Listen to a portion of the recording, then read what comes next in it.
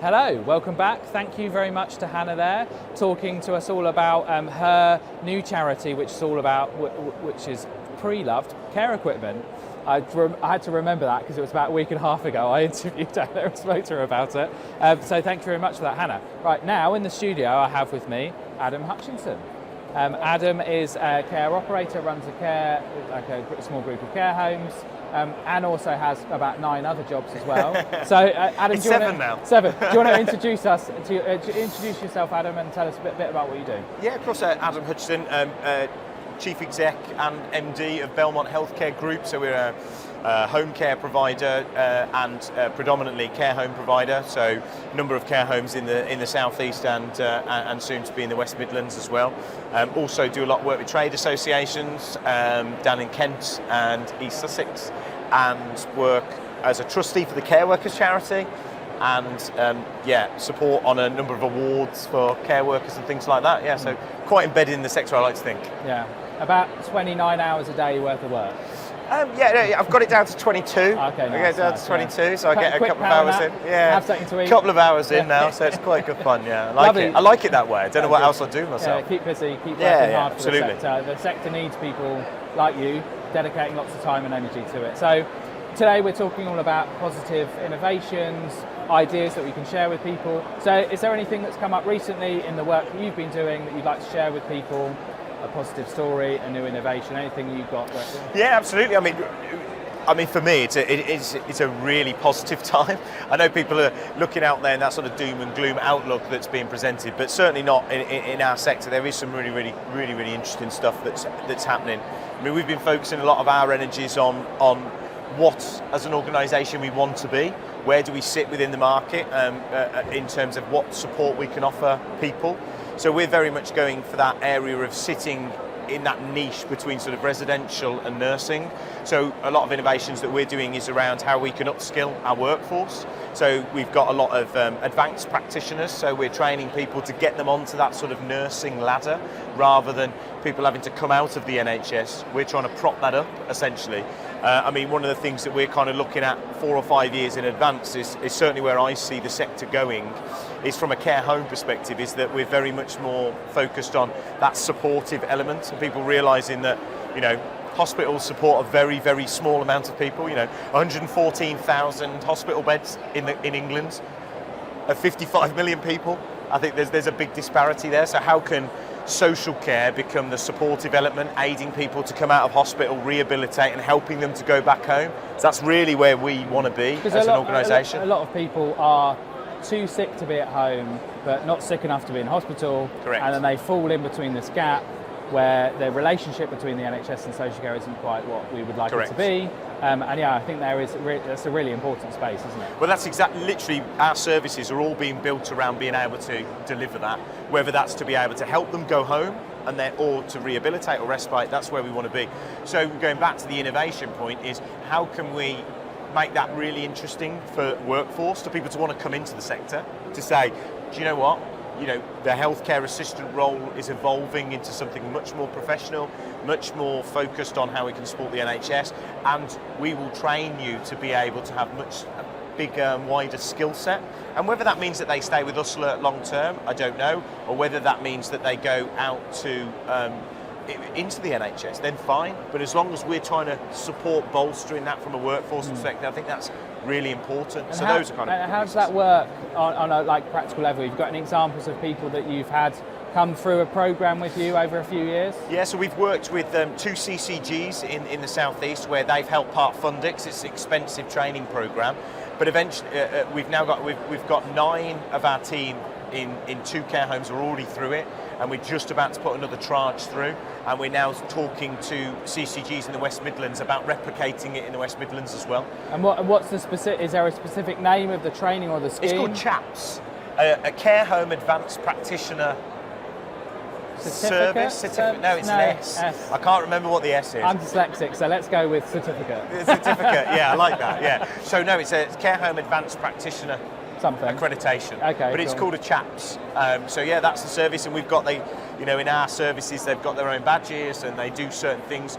We're doing sort of bloods works, we're doing catheters, so it's much more. And we're finding a real engagement of where people have seen others that have done it, have made them go, oh, we're doing that, and we're also getting people who want to come and join our organisation. They go, oh, they're investing in that. So that's probably a really key piece of innovation. Is it easy to get the funding for it? Is it complicated? Is there money out there available for there things? There is money out there, 100%. Yeah.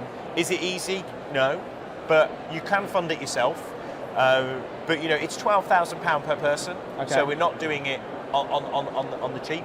We're making sure we're investing in our people. So obviously, to get more people through it is why we're getting grant funding. But it's definitely out there. It's coming out of the apprenticeships levy. Okay. So a lot of it's funded through that. So that's really interesting piece of work that we're doing, and obviously really focused on engaging assistive technologies to give our teams more time with residents. Yeah. So all we do, pretty much everything now is using some sort of tech. Care planning, meds, acoustic monitoring, all of that sort of stuff that we're really working with, and also trying to have a bit of fun with it. Making sure that our teams are involved in that process. That's critical, right? So if you're going to implement a new piece of technology, it will fail if you don't engage your teams with it right from the start. Help them, let them help you choose what it's going to be like. Let them help, because otherwise they won't. It just be too difficult. I've done this before in my team. Gone, hi guys, I've got this new thing. Everybody should use it, and my team were like, what's that? I did that when I first started. It failed miserably. But now I don't actually get involved. I obviously meet people at events like Care Show today, and they do their kind of 5 minute, and then they want to do a demo, and I go, I'll stop you right there. We've got champions across the homes that are tech champions, and you have to present to them. So I kind of whittle it down to 5 or 6 people I want to work with, kind of thing. That's because that's really important for us. And then we, with the team, do all the work, and then they whittle it down to a final 2. And then it comes back to me, and as long as the dashboards, because ultimately all I look at is the dashboards. I'm in the homes and I'm there to see it, but I don't actively use it. So I don't want to give something to somebody that doesn't work. Yeah. Or it's just they're not going to use. We did a interesting piece of work in February this year, where we got an external company to come and analyse the usability of a system that we had in place that we were paying sort of £1,500–1,600 a month for. And it turned out that we were using it 15% of its capabilities. And that was really where it was like a slap in the face. And I should know this really, because for my dissertation, when I was at university, I did user involvement on a system that was installed at British Telecom. And so I know that user involvement is really important, and I completely missed it. 15 years later. Interestingly, my dissertation was very topical. I did mine on the gas industry. So okay. I don't know. I did a documentary about it's not changed much. Anyway, but I think we are. Have you ever had a pony in your home? A what? A pony. Like an actual pony? An actual pony. We have. You have? Okay. We have a, down in Kent, we've got 2 services, and we have a link to an external farm. So they actually bring animals into the home. So we've got ponies, horses, and we're actually in the process of our home in Kent, Madeira Lodge, which is, I've got an unbelievably innovative manager. She's here today somewhere. She's come all the way up to Birmingham for the show for the 2 days. And we're building a farm in the garden. So we're going to have certain things that residents can kind of then interact with. So we have had them, to be fair. Maybe a first. I'm told I need to fill for a couple more minutes. That was the beautiful transition to the video about the ponies, but they're not ready yet. So we'll fill for a couple of minutes. Let's talk about... By saying I've already done it. Let's talk about Kent Care Professionals, because that's something we worked together on. I think is a really, really innovative idea. How's it going? Tell us a bit about it. So Kent Care Professionals was something we set up, again, with government funding. And the long-term plan is to roll it out nationally, but it's been a very slow start. But ultimately what it is, it's a recruitment pathway to try and educate people that don't know anything about care, about what care is. And we work with yourselves to build some cool videos, which we need to do some more on sort of social media type snippets of that. But essentially we want people who work in.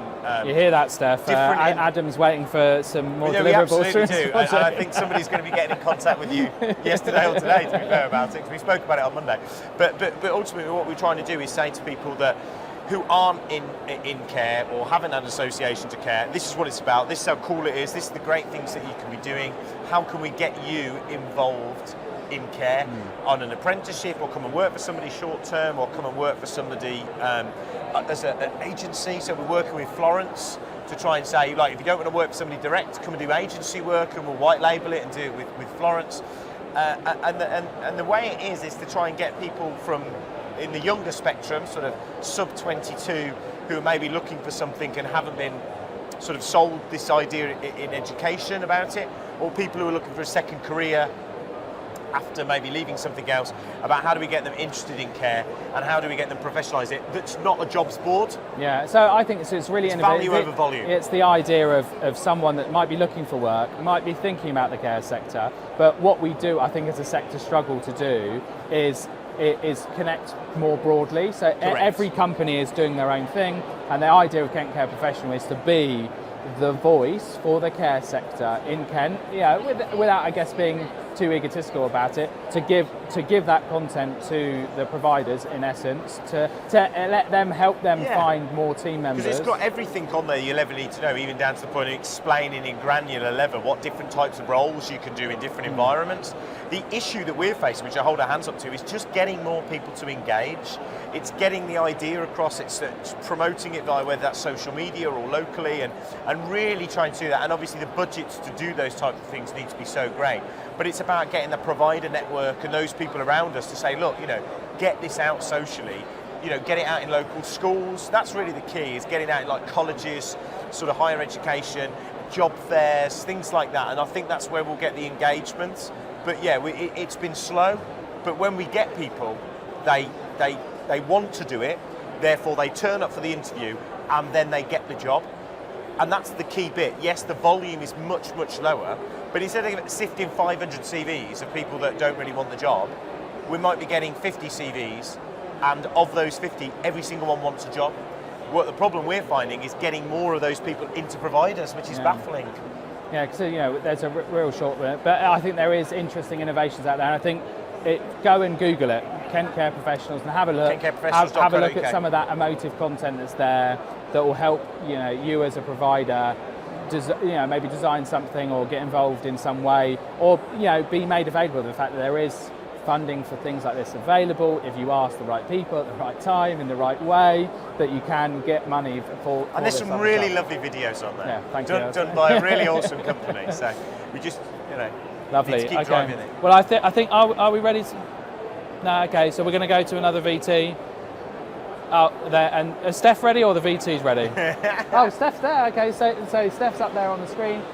Right, we're handing over to Steph. Thank you very much, Adam, for coming in. Pleasure. And we'll get your videos over to you in the next week or so. Lovely. Thanks very much. Hi, Steph. Go for it.